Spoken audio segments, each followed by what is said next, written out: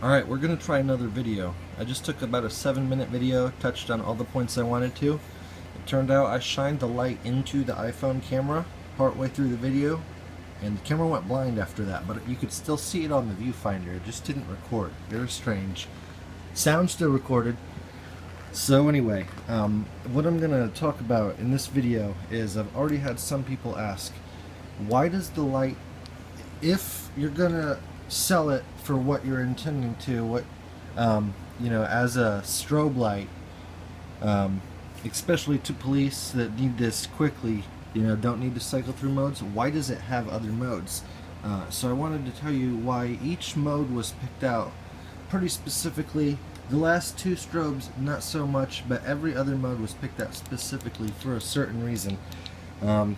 So the individual red, green, and blue, I can't measure them because the sensors that light meters use see white light full spectrum, so you can't get an accurate reading. I'm sure like a lab could, but it'd cost too much money. So comparing it to white light, each individual color is about 20 lumens. Blue is maybe a little bit lower, but it's plenty of light to see with. But also because it's color, especially the red and the blue, it doesn't wreck your night vision. Also, there's a piece of safety vest right there. That's like the tape that you see that is actually reflective to white light. Anyway, in blue light, it's a royal blue emitter, so it's got a little bit lower than normal, than regular blue wavelength, a lot closer to UV, so it actually can make stuff fluoresce. So also when it's strobing and it's mixing around the colors, you'll see stuff fluoresce as it's so fast that it just basically looks white. It also kind of looks like it flashes from black to red when the strobe's going and you're kind of like letting you're looking into it and it's dark out. But when the blue shines on it, you won't necessarily see the blue light, but you'll see stuff that is fluorescent fluoresce for that. The individual color flashes about 6 hertz, so about a brief fraction of a second you'll see it looks pretty cool. Let's see. White modes.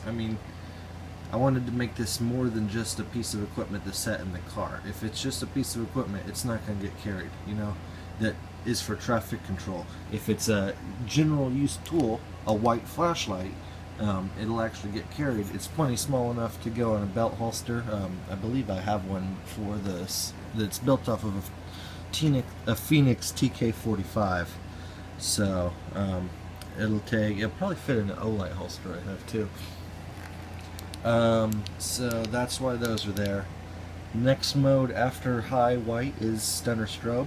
That's what the light is all about. That's why that's there. Next mode after that is police strobe. This one is there. Here in Ohio, police are red and blue, so it might be different than where you are. Anyway, if you turn the light off, it will save the mode, and then it will come back to that mode with the right button, so you can turn it off in police mode.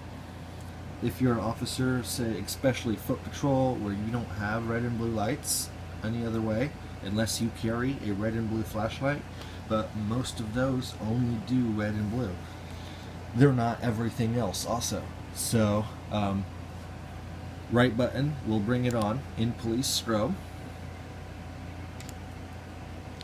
Left button, as always, regardless of where it's saved, the left button will bring it on in stunner strobe.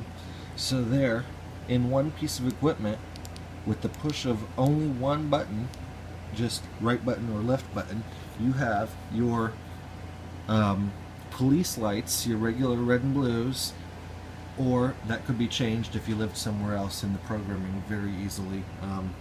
Just push a couple buttons. Okay, a few more than a couple, but just change some lines of code and it could be changed to all blue if that's what you are, or some other sequence that you chose. All of the strobes could be changed, in fact. Then the next two, These two don't have quite as specific uses. This one is red, green, blue sequence.